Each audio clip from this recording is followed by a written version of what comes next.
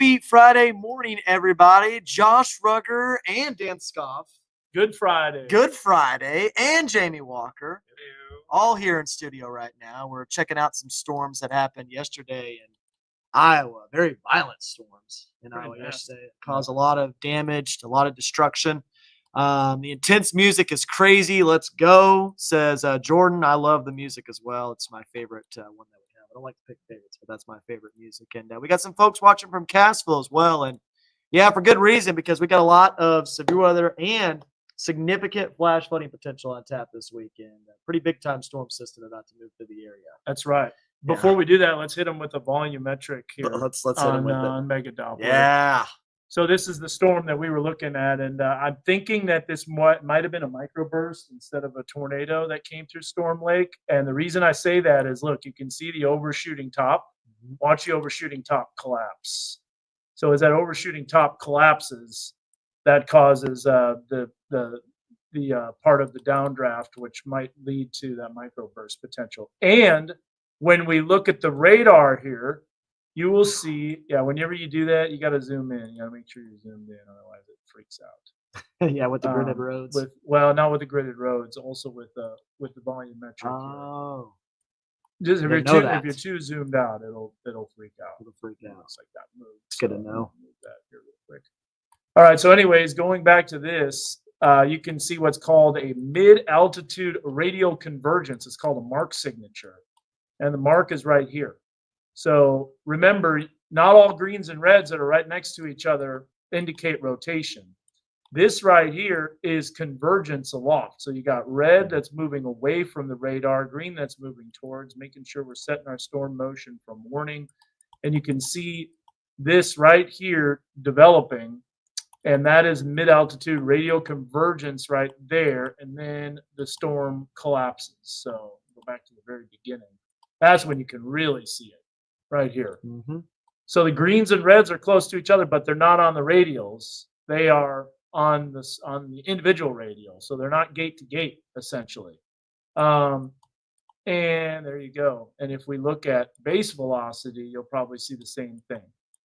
Yeah, I think that was a microburst. Pretty big one. Yeah. Pretty big one. Because if you see here's the damage. Receive ports of power lines, trees down, and if you look, there's just, even though the radar beam is a ways up there should be a pretty deep circulation that shows up, and it's not there. So, anyways, interesting. Very interesting. There you go, Jamie. Yeah. Did some review on Storm Lake. Yes, absolutely. Get back to our weather.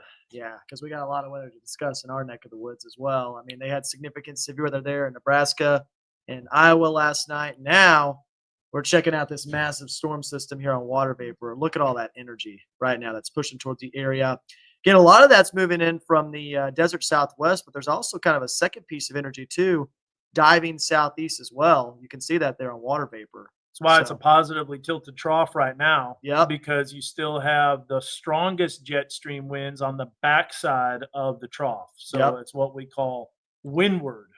Windward on the side of the trough. Leeward is after it's already come through.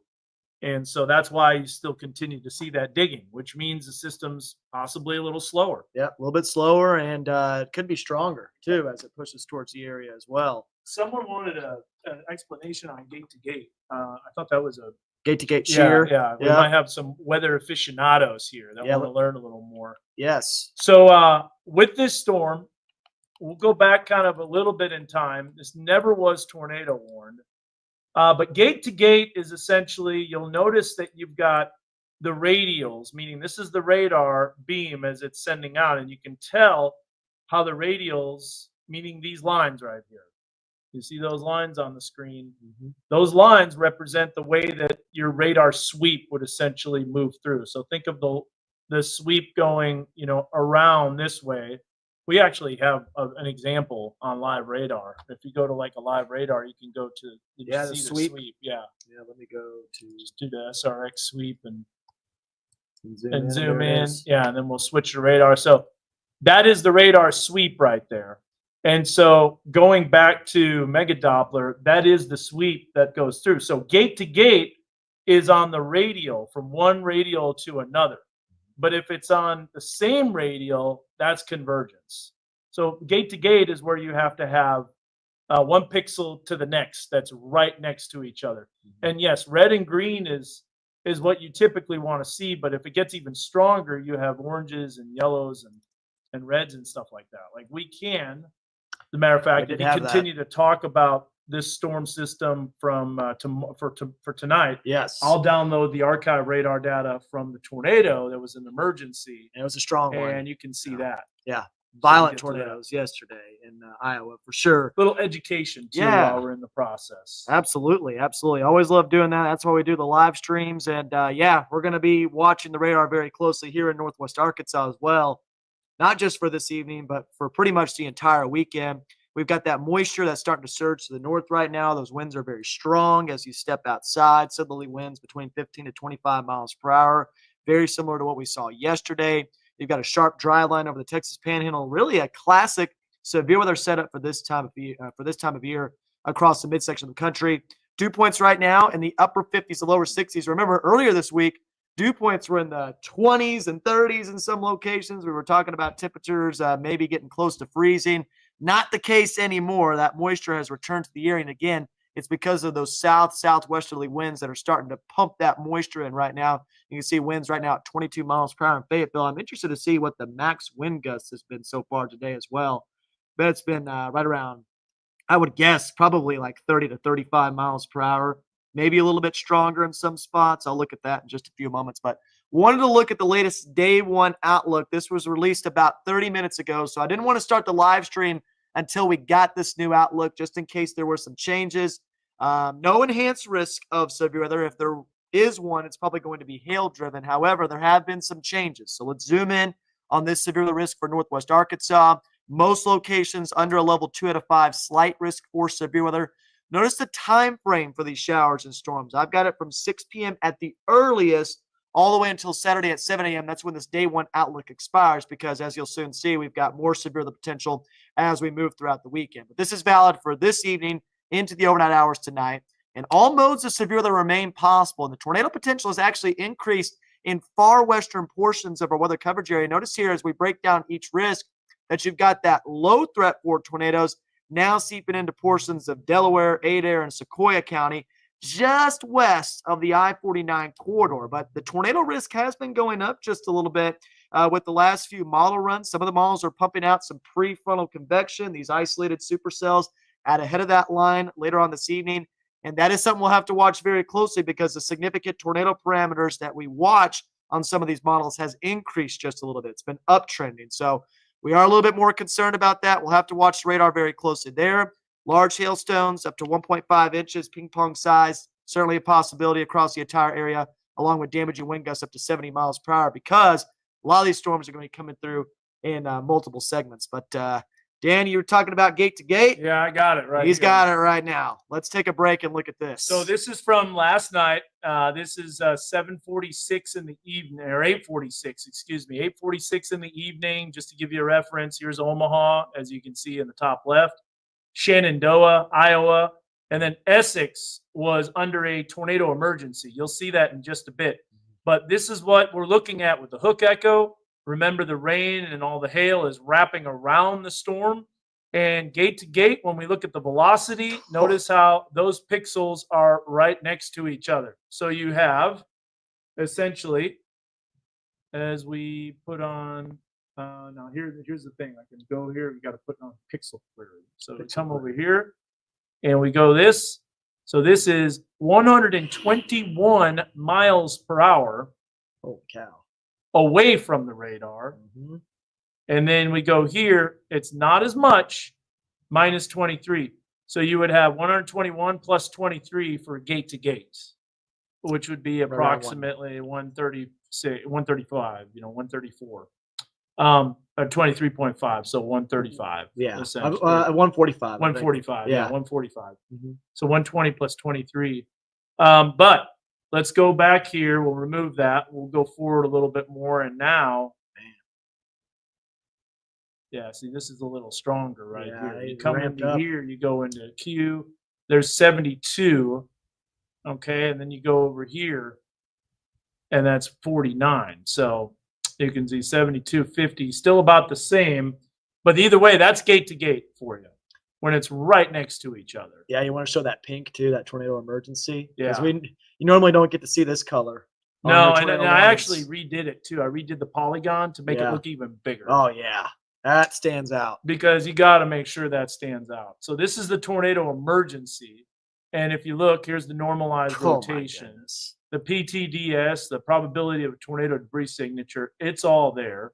You can see the debris that shows Very up. large tornado. If we come through here, we can actually look and see how high the debris is lofted. So we'll come into here, and it's those blue shades that are showing up. So you got to just find it.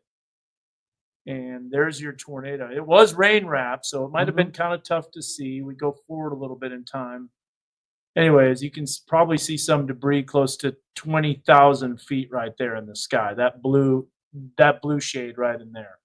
So if we go back, close this out, and look, you'll notice the TDEF was actually way up there initially. Watch this.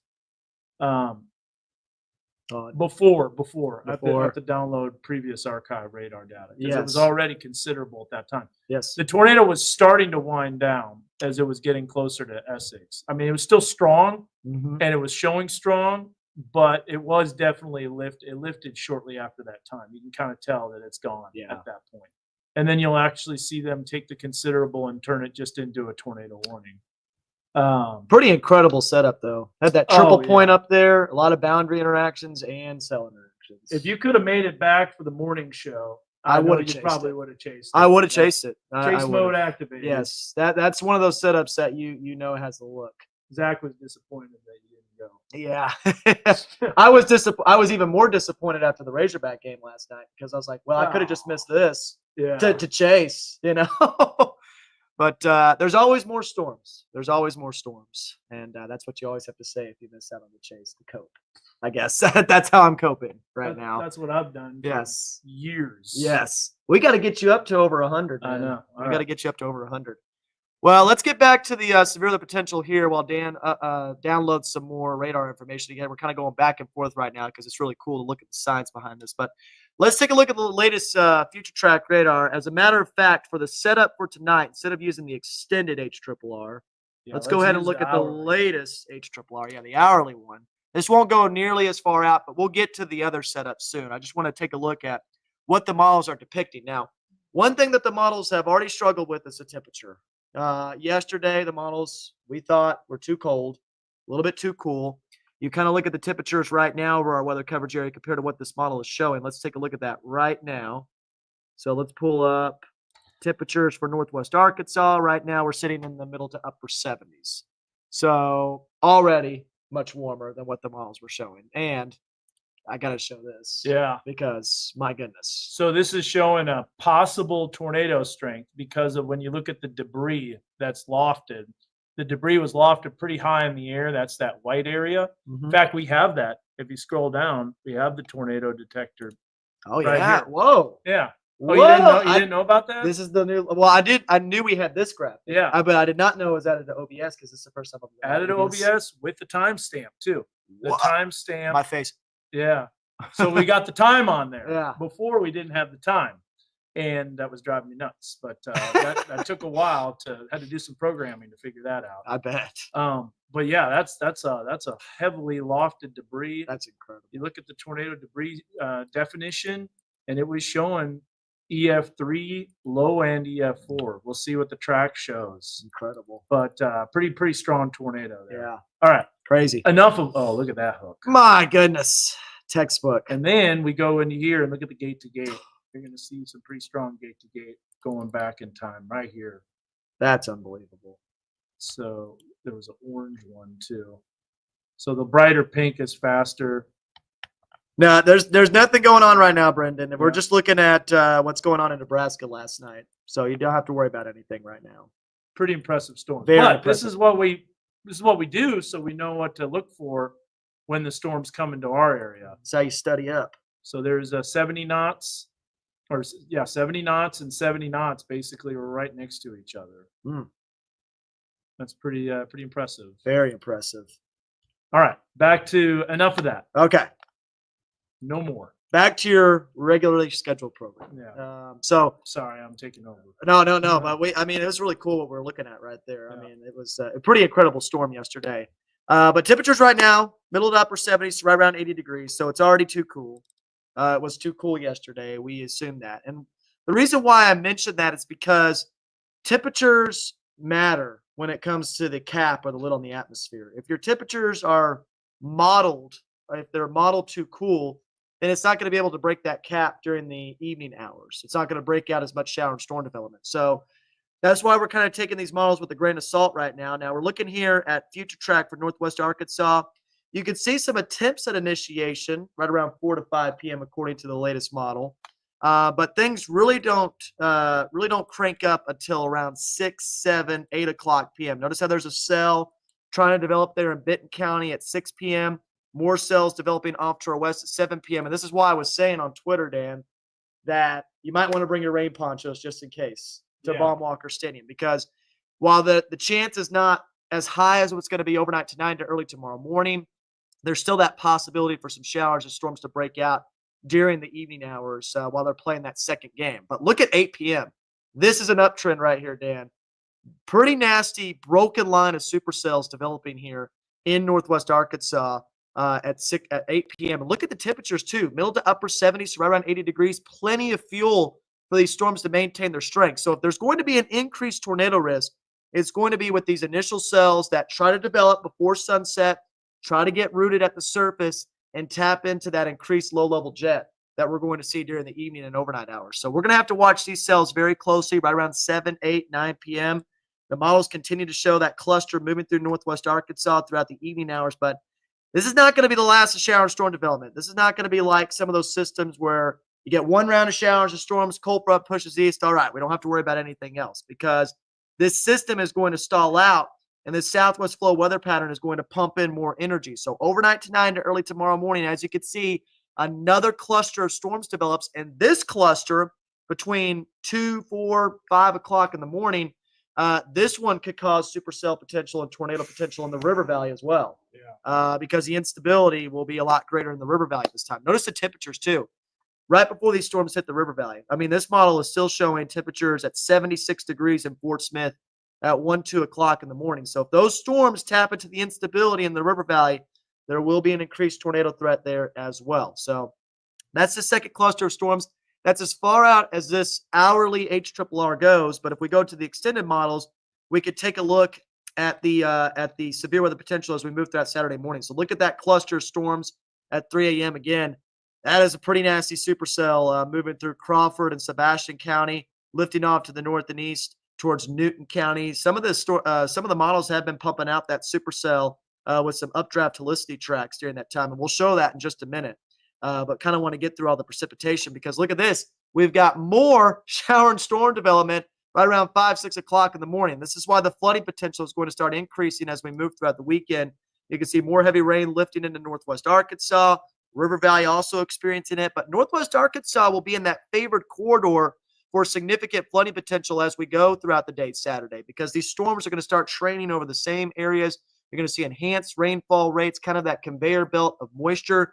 So another round of showers and storms expected during the morning. And guess what? This model, Dan, has a third round developing at 9 a.m. as well. It's just unbelievable how much precipitation we're going to be dealing with. Doesn't surprise me at all. Yeah. And the models yesterday and the day before were barely showing anything. Baja blast energy. It's coming in from the southwest. Models struggle all the time to be able to know what storms are going to develop. And see, this is why classic. This is why it's frustrating when people such as, on social media, just look at what's happening with the composite radar. That is not what's going to happen. That's not what's going to happen. Yeah, it just gives you an idea. I really use that for more so initiation and to see, maybe if there's parameters in place that favor tornado potential. If it helps. If it helps. That's really the only thing it's useful for. But when we have this Baja blast energy, the models cannot depict that properly. It cannot get the proper scan. There's not as much data being collected in that part of the world. So it's basically like you're going in blind sometimes. Yeah. But we know from past events and we know from our, meteorological skills that typically when systems move through that area and we're in this southwest flow weather pattern, that we get a ton of energy and we get a ton of shower and storm development. Yeah. And that's why we're forecasting that. And that's why some of these high resolution models are starting to depict widespread rain, because now the system has lifted out of that part of the world, and now it's able to properly sample the piece of energy. So now it's depicting more shower and storm development, Which makes sense. which makes sense. When you look at it, honestly, I gotta be perfectly honest. I think the European is doing the best in Yeah. terms of thunderstorm coverage, Mhm. even better than high resolution models, until they get a little bit closer. Until they get and closer. and then they have a better idea. Well, the graph We- was showing nothing. Let's check out. Yeah. So people are asking about tornadoes, and this is always a struggle for meteorologists to know exactly where a tornado is going to be, if there's even going to be a tornado. Honestly, 6-12 hours in advance. Right. The conditions are there, but there's absolutely no way to predict where a tornado will be until the storm Exactly. develops. And we could get, we But could give you a general forecast. and we can also let's look at the SIGTOR Yeah. parameters with the HRRR, Yeah. and let's show them the rotation tracks too. Yeah, the updraft helicity tracks are going to be very That's going to useful. be very, very telling. Yes. So it's all under severe parameters. You Yeah. just add them all in there. Yes. So let's look at the SIGTOR first, because it has uptrended. It has gone up compared to what it had earlier. So it's going to take a little while to load the data. So there we go. So Before it didn't have anything. We before were it didn't have looking- anything. So late tonight, there's that round in the river valley. Now, Hmm. keep in mind, we did filter this out to not always show the SIGTOR parameter. So I think it's filtered out perfectly, because we Yeah. don't want to show when it's like 0.1. Yeah, and it every looks- little and bit. and it looks like it's all over the area. Yes. No. And again, this is not a high-end tornado threat. I can't stress that enough. This is not like we're going to have tornadoes everywhere. We're not expecting a tornado outbreak, but there's going to be areas, there's going to be a window of opportunity for these storms to tap into the environment and become surface based. I think what's going to be key for these storms, Dan, is that they need to, if they're going to become surface based overnight tonight or during the evening hours, they probably got to develop before sunset. Most of the time, that's what you need to see. Yeah, and before the front drops Before south the and front undercuts drops out. them. And Absolutely. that's why you're seeing such a short window of opportunity here, because notice how you see that enhancement and the significant tornado parameters throughout the evening, and then it kind of drops off very quickly. So keep going. Let's see what happens. Look at this in the river valley, though. Ramps back up. Ramps So we back got a up. question from Alma. Yeah, And it's in the morning hours, Nancy. It is something that we have to watch. Now remember, this is just a model. yep. Now, is this the extended? This is the Yeah. extended. Go to the hourly. Yeah. Let me pull that up here. I'm just gonna go ahead and add them all in here. Just While we're drag them doing all that, in and hit yeah. the 400 max.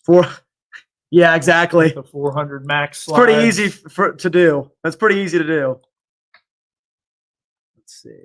You can already see some lifts starting to take place off to our west. So Tells you how much energy we're dealing with. Even though there's a really stout cap in place, it's already trying to initiate. I got cap and sin and stuff like that. So just I got- drag I them got- all in. Here we go. There, watch this. It's gonna It's break gonna do it. it. I knew it. I knew it. How many are you already at 400? Already up 400. What the heck? Okay, hold on. That's all right. Maybe we can make a parameter that I missed the beginning. Yeah, we didn't talk about start time, so Yeah. So we could go back over that. Let's look at the SIGTOR HRRR. I want to show the hourly one. Uh-huh. Let's show the hourly one real quick, and then let's look at the. You can just load them up there too. 'Cause yeah, they're that's wide true. view. Go to the SIN. Go to the convective Yeah, inhibition. yeah. So this is the measure of the cap, basically. When we say convective inhibition, we're talking about the cap. Whoa, What? in the my world? bad. Wait a No, minute. that's not you. That's Oh, it was a graphic. That's the Okay. graphic. So look at that. That is a stout cap that's in place right now, pretty much over the entire midsection of the country. So storms are not initiating right now because of how strong that cap is. But notice as we move throughout the afternoon, and this is why the temperatures are so important, Mhm. because if it's warmer, that cap tends to break down a little bit faster. So the models are starting to pick up on that, because look at the cap start to break. Look at that. I mean, there's basically no cap at Yikes. all by Yeah. 4 or 5 p.m. Yeah. That's a little concerning right there because the models are trying to initiate storms around that time With instability. with yeah. instability. Yeah, so that might be why the latest are showing that. So let's Yes. get to the timing here. Amber wants Yeah. to know, and I don't blame her. Let's go back. You can do that timeline too. Yes. Do the graph of the pop graphic here, and then we'll show the computer model data. Yep. So here's the 2-day forecast timeline right here. So this kind of gives you an idea how the rain chances are going to kind of ebb and flow. So we'll have a bit of a dramatic increase during the evening hours with that first round of showers and storms right around 6, 7 p.m. So we've got a 60% chance of showers and storms just because there's a little bit more uncertainty. But I think the main time frame for rain for the entire area is going to be overnight tonight to early tomorrow morning. That's why you're seeing a 90% chance of showers and storms there for tomorrow morning, mainly between about 2 a.m. to 10 a.m. Now, rain chances will drop off again as we move throughout the early to mid-afternoon hours. But I still think there will be scattered showers hanging around, Dan, during the afternoon on Saturday. There's just that much energy. There will be a lull in the activity. It won't be nearly as heavy as what we're going to see overnight tonight to tomorrow morning. But it does kind of tell you that the ground is going to remain saturated. We're not really going to get a true break in the activity. And that's important because Saturday evening into the overnight hours, there's another significant chance for showers and storms, another chance for severe weather. And that's when the flooding potential is really going to start ramping up. So we'll show you the excessive rainfall forecast as well, because I don't want to discount the flooding potential. In fact, I think personally the flooding risk is the greatest concern with this storm system, especially in northwest Arkansas. So starting tonight, you can see that flooding potential starting to increase along and north of Interstate 40 with that slight risk of excessive rainfall. Again, that's where the most favorable area for training thunderstorms is going to be seen. But as we move throughout Saturday, and especially Saturday evening into the overnight hours, that flooding potential starts to increase once again. And there's that level 3 out of 4 moderate risk. They kind of shrunk it a little bit, Dan, compared to yesterday. I can believe that. But it makes sense. It makes sense. And because the system wasn't going to be as far south Yes. For Saturday. And here's the deal. The River Valley still has a slight risk. I mean, that's still scattered flash flooding. So the River Valley still has a significant flooding risk. It's really northwest Arkansas that's the main focus for that, though. So that's why you can see that moderate risk in place along and north of the I-40 Totally corridor. different system than what happened on April 1st, 2nd, 3rd, and 4th. Yes. You know, this is going to be more of us and northeast Oklahoma compared to central and northeast Arkansas. Absolutely. And it does depend on the position of that front, too. So this is a good question from Olivia, because here's the deal, Olivia. It's going to be changing and evolving. So for northwest Arkansas, Dan, I would say this evening has a higher tornado threat. The River Valley would see more of a tornado threat tomorrow morning. Early morning. Early like 2 morning. or 3 o'clock in the morning. Yes. So it kind of transitions south as that front moves south and that instability gets sapped. Because for northwest Arkansas, as we go throughout the overnight hours tonight, it's going to transition more towards a flash flooding threat. For the River Valley, there's not going to be as many storms during the evening. And if I go back to Future Track here, you can actually see that. So notice here on the hourly Future Track how those storms, again, they try to get going at 4 or 5 p.m. because that cap is weakening. Because of that cap weakening, as Dan just mentioned. And look at 8 p.m. I mean, that's some pretty nasty supercells that are moving through northwest Arkansas. Temperatures in the middle to upper 70s, so right around 80 degrees. Folks, if you're into Baum Walker Stadium, you better stay weather aware. That's all I got to say. You know, it's going to be nice for the 2 p.m. game. There's no doubt about it. Temperatures are going to be warm. It's going to be a little bit windy. Blowing in from right. So not a whole lot of home runs probably. But, you know, this is a full 9-inning game that we're talking about. They're going to take an hour break in between the games. Oh, they are? They're playing 2 9-innings? 2 9-inning games. And they're going to take an hour break in between. That game could still be going on at 8. I already told them that second half of the told them the second half of the doubleheader is going to be an issue. This is an issue.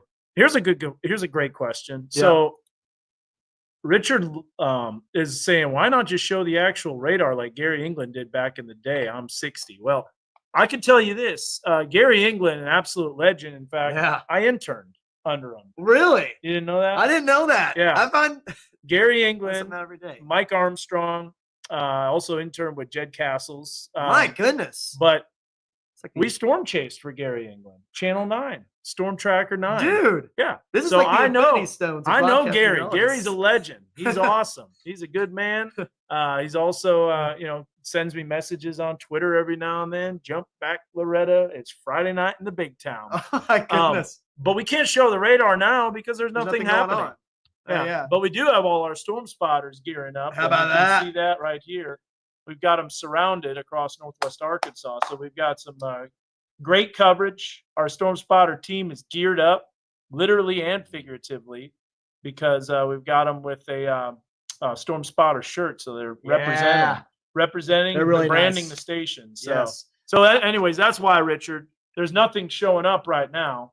This is the actual radar, and that's because the cap is holding. These storms aren't popping yet. It's very but we strong know cap. more energy is going to move in. And you can look at the live radar too. But yeah, Gary England, absolute legend, did so one much of the for goats. broadcasting television.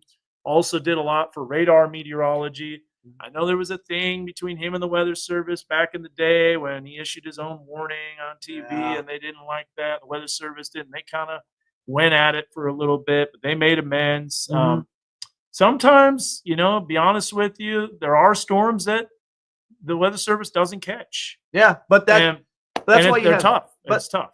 But that's why you have multiple kind of resources. That's why you have broadcast meteorologists. That's why you have the National Weather Service. That's why you have EMS, stuff like that. And these people right here. And the storm spotters. Storm spotters, because they're underneath the storm. Yes. And they have a better view than what the radar shows. So Yes. there you go, Richard. That's the reason for that. That's why we got to show future radar, Exactly. essentially. Yeah. Because there is nothing happening right now. But when it does, believe me, we will be on that radar, and we'll be looking at that. I want to look at the updraft velocity track because I'm pretty sure that's going to show an updraft velocity track at 8 p.m. All right, so this is an example. What this is basically it shows not necessarily where tornadoes are going to be, but where thunderstorms that are rotating, which means supercell, where they will be developing. And there you see those tracks over Northwest Arkansas.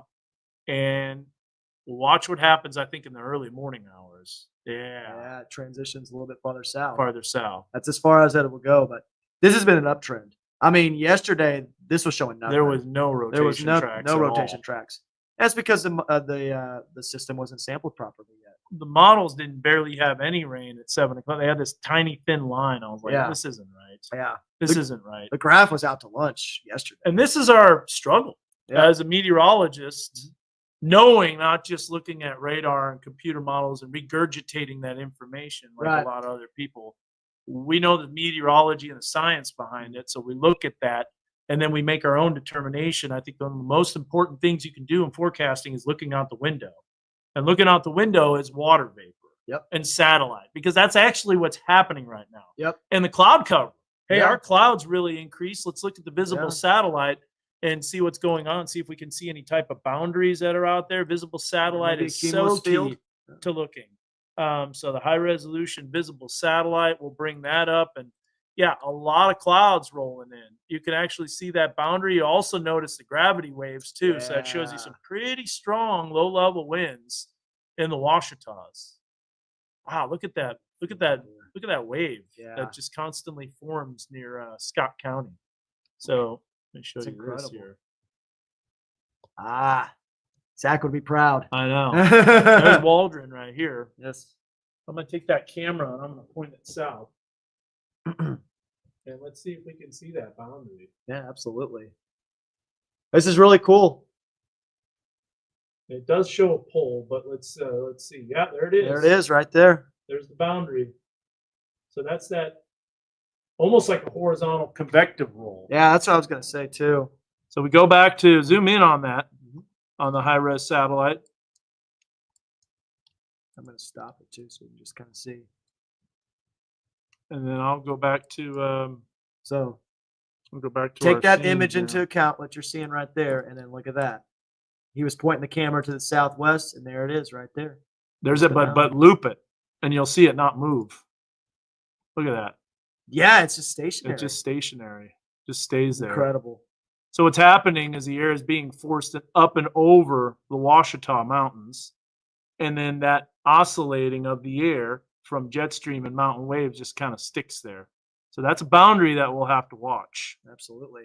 And this is again in southern Scott County, and we come back to boundaries were a big part of the severe weather setup yesterday in Iowa. There's Waldron, and there's that. We should time lapse that. Can you see if that doesn't move at all? Yeah, absolutely. I think I will. I'll just time lapse that for a little bit. Okay, so back to storms around here. What's going to happen? So obviously, severe weather, flooding possible this weekend. Flooding threat. You should show how much HRRR has for rainfall because it's substantial. Yesterday, it only had like an inch and a half. That's a thing of the past. Yeah, that's gone. Gone. So here's a look at the HRRR high resolution rapid refresh, which remember, it's not even perfect. Yes, this is going to be the extended one, by the way. So we're going to look at the whole event. We're going to go all the way until Sunday. Which really doesn't get all of it either. Because we got more storms coming Sunday afternoon. Yeah. I wanted to point that out as well. You know, some of the models were not showing anything for Sunday afternoon. Even the European wasn't showing that. And now all of them this morning are showing another band of showers and storms moving through and some rapid destabilization. Well, it makes sense. Exactly. Because you've got 0 to 3 kilometer cape that will be increasing because of that short wave, which swings in, which the models were showing a few days ago being way up to the north. Yes. Now it's coming through Easter Sunday morning. I'm telling you, I don't think we'll be able to enjoy church services. Nope. Hopefully people don't need to shelter during church services. That's what I was saying. It's possible. Yeah. Easter Sunday. That's pretty significant rainfall totals right there for the model. And a lot of times they can underdo things. That is like right through. Look at Huntsville at 5. 5 inches. You can even see some of that blue. I think that's 7+ inches. Go to let's just do the 4-panel rain. Let's do 4-panel. Now the NAM is completely out to lunch because it's got like nothing. Of course. So the graph's uptrended finally, but it's still not showing enough in my opinion. Well, it actually is showing the heavier rain swath to the north and west, which could happen. Yeah, that could happen depending on where the boundary is. European, a little bit more low res. Underdone, yeah. But it can't pick up on those smaller scale details. GFS is uptrended for sure. It's Big showing time. more rain. And then the NAM is just trash. That's NAM's has some serious problems. It's got problems. It's the FV3. Yeah. Let's look at what the European is actually showing like a little bit closer here. So it's showing the heavier rain swath to our north and west. That's possible too. Possible. But I think most locations will see about 3 to 7 inches. Yeah, and if you go to the Weather Prediction Center WPC. outlet, Got it right here. Let that load for 14 minutes. For 14. It takes forever during the to show. load this thing. Yeah. Drew says Josh may have to go live from Baum Walker. Yeah. Oh. There's an idea. You know, I got a giant. Got your live view. Exactly. And if you need this uptrended big time. Yeah. Look at this now. That's even more. Oh. That's got 7 to 10. I got to say something though. We do have to take some into account. This goes out to Tuesday and Wednesday as well. Yep. So it might be taking that to account too, but it's still uptrending. Goes out to Friday. Yeah. My son's birthday. You think the rain will be out by next Friday? I haven't looked at Friday, honestly. I don't know. I think there's another system coming in and more southwesterly flow, more instability. Hey, let's look at the instability. Let's look at the Cape because I'd like to see that, and I think that's uptrended too. Let's look at the instability. Well, not always, but we did mention that severe weather risk tomorrow night, which was yesterday. So we had the Friday night risk into Saturday morning. Saturday late morning into the afternoon, it's more of a heavy rain flooding threat. And then we got more severe weather on Sunday. Sunday is, definitely the day we've got to watch, but also tonight. And the reason that it's uptrended too a little bit is because the temperatures and all that stuff. Wind is crazy strong, and that's another sign that you've got something brewing. So this is the amount of instability. Notice how that front pushes in, and there's a pool of moisture. Look at those storms. You can see the storms developing right over Benton and Washington County. That's why you see that instability hole. That's where the storms are tapping into the instability. Disappears. Yep. And then look in the River Valley how it kind of enhances a little bit overnight tonight, right over Fort Smith, along I-40. I hear you. Josh Harbison. Yeah. We would love for that. We would love it. I was telling my wife I'll see you Sunday afternoon. Yeah, just get your cot. Yeah. Get your instant meals. Yeah. So there's the storms. Friday afternoon, evening, keep going into Saturday because we still have that instability. Even though it doesn't show a lot Saturday late morning into the afternoon, we still have elevated instability so there can be occasional lightning. Now that doesn't go out far enough because there's an uptrend in the instability when that system finally moves in. So How many Baja Blast Freezies will be consumed this weekend? Well, Under. I've got several here. I just bring my machine in here and just make them. Over under 11 and a half. There's Josh saying, I'm here if you need me. We'll be 15 minutes in the newsroom here telling you what's going on. That's so true. It's 1:15. That's crazy. I know. Next break is going to be Monday. So let's take a look at the extended forecast. Yeah. So I did put an alert day in place for tomorrow. Okay. Yep. And for the reason why early morning is because not only for the early morning, but for the significant flooding potential. Mm-hmm. This is an alert day that's in place because of the flooding threat. I think it's the real deal, especially Saturday evening into the overnight hours. It is something we're gonna have to watch very closely. And it kind of bullseyes right over us. It really does. Yeah. So that's why I put the alert day there. But notice, look at Monday and Tuesday. Great. Temperatures middle to upper 70s. Overnight lows have uptrended a little bit as well. So that's nice. But look at this. If we extend it to Wednesday and Thursday, more active weather expected. Doesn't look like the severe of the risk is as high for both of those systems. The shear is kind of lacking. Yeah. But we'll see. It could change very rapidly. The instability is going to be there for sure. River Valley, temperatures in the middle to upper 70s throughout the weekend, 80% chance of showers and storms. Monday and Tuesday looking great, especially Tuesday afternoon. And then Wednesday and Thursday, here comes the storm system. So basically get your golf game in Monday and Tuesday. Let's show that SPC risk and the different individual risks. Yep. You want to show the threats like this one? I like this one. Yeah. This one's the best one. Yeah, I think so too. It kind of breaks it down. So notice how that tornado potential is now crept into basically right up to the state line. Yep. Where it wasn't even close before. I think at 20Z, which will be the 3 o'clock update, and we'll put that on the live blog, that starts creeping in. If the models continue to uptrend, which they keep doing, I mean, they keep doing with these hourly updates, we might see the large hail threat extend a little bit farther east too. I wouldn't be surprised if that was the case. Let's go to the SPC day 1. We'll take a look at that and just show you that it's a large area. So there's a lot of uncertainty exactly where the greatest threat will be. It'll be a elongated corridor. Now look at the hail for that. Yeah, let's go to the hail risk. And you'll see a hatched area, which means large hail, which could spread over us. Yep. So someone was asking about hail. Ooh, they added a contour for damaging winds. Yeah. Just east of Oklahoma City. Makes sense because you got those broken lines of supercells that are developing. Those can cause damaging. We'll be watching that. Big time for sure. damaging winds. Bring on the rain. Well, we got it coming. That's for sure. Ask and you shall receive. At least the builder next door fixed the pipe though from just draining into our backyard. Oh, that's good. That's nice. So the pool is saved. We'll see. We'll see. We're about to have a test run. This will be a test run. This is the ultimate test. It'll be test. a good one. I told Kate you might have to drain that too. It's the ultimate test. So I think that about sums it up. Oh, let's show the severe of the risk real quick for day 2 and day 3. I haven't shown that yet. Why not? So Florida's 1, 2, 3 risks. I'm out. Of sanity. Yes, out of sanity. Yeah. Look at that. He's ready to go to the baseball game. I bet. Yeah. I'll call you back, Dad.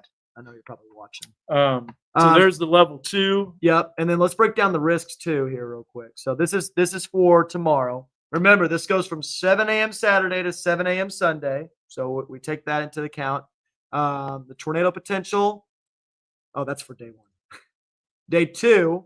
Still there. Still there. And the damaging wind and large hail threat is also there over our area. And I got to stress this too. Go back to that tornado potential. For today. This is something important to remember.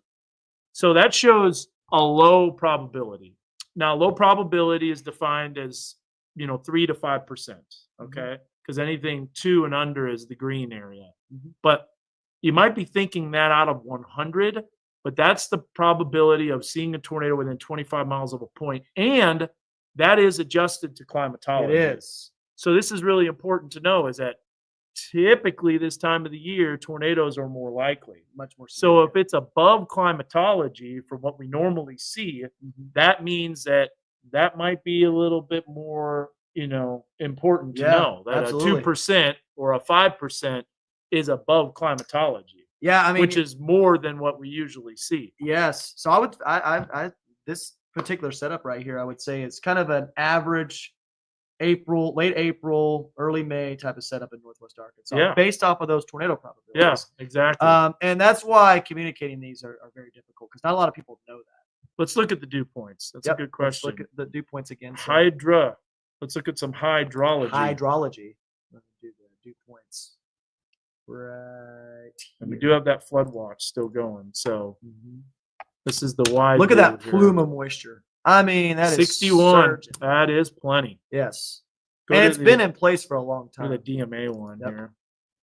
So here's a closer look at those dew points. Middle Yeah, 60s in the 60 river valley. Yeah, that's some fuel. That'll make it in Northwest Arkansas. I bet it's 64, 66 by the time we get to late afternoon. I've never understood the tornado parameters. So that's a little tricky. Tornado parameter has to basically do with it's a calculation. It's a formula. But the significant tornado parameter is based on LCLs, which is the lifted condensation level. It's also based on surface-based CAPE. I do believe it comes into account with 0 to 3 kilometer CAPE too. Does it take into account SRH? And it takes into account storm relative velocity.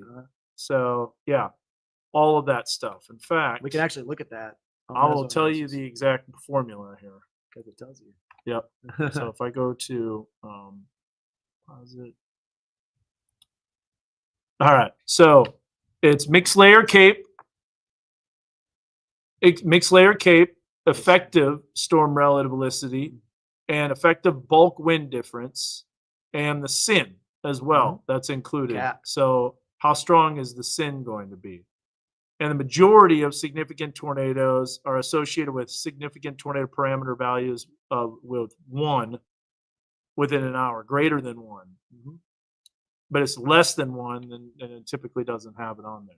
Can we look at the maybe the evolution of that on the wrap here? The fixed layer, Well, let's look at yeah, there's a fixed layer, yeah. but that one doesn't have the wrap sound in, does it? Or it So- doesn't have the wrap.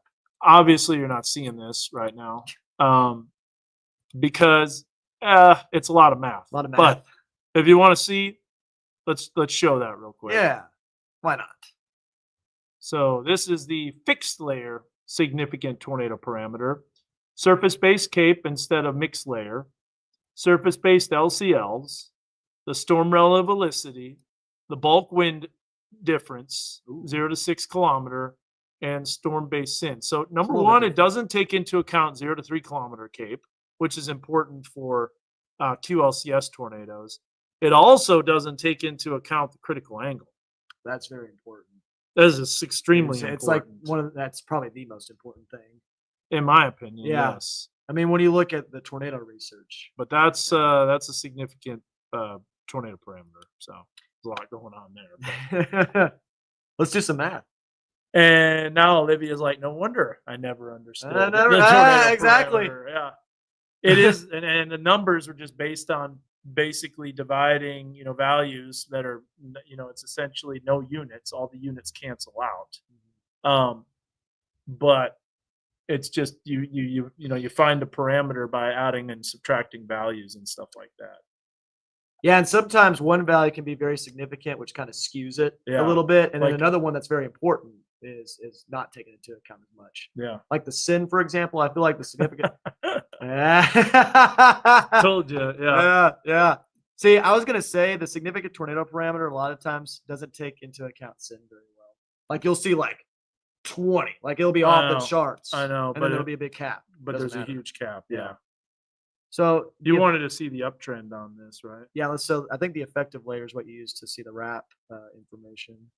So if we So this is a storm relative. This takes into storm relative velocity 0 to 500, which is fine. However, that's not perfect either. Okay, so let's go to share this tab instead. And I think it does it now automatically. Nope, it doesn't. Okay. Add to the stage. So you can uptrend that. So that's why we don't do that. But we go here. There is the tornado parameter increasing.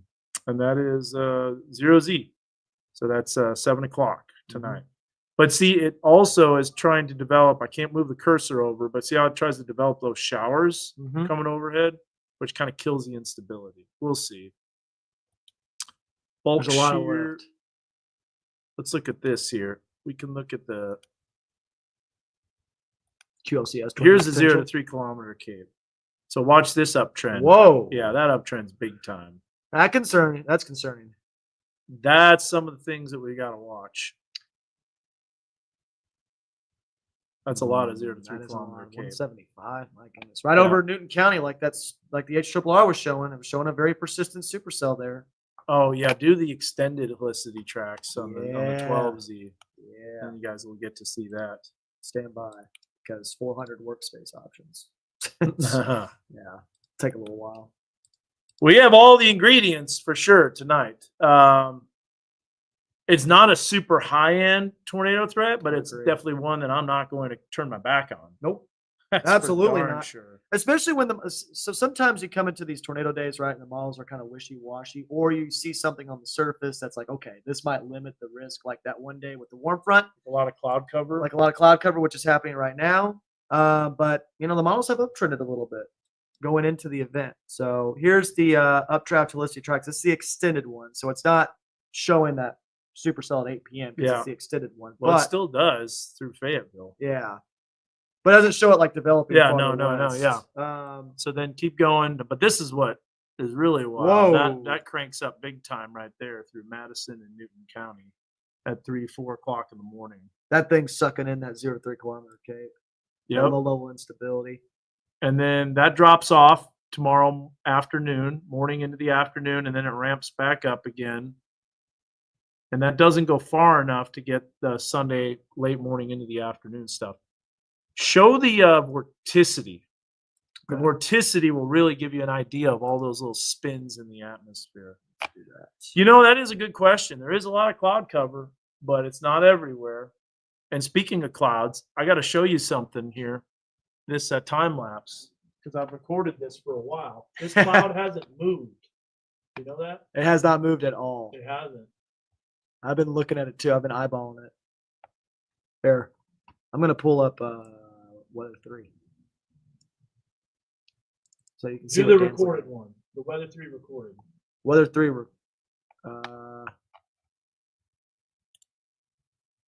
Just another trick in my trade here. trick of the trade. So Dan's scrolling through that right now. He's going to show you that time lapse. Oh, that is so cool. Literally not moving. Just a boundary. Yeah, type in recorded.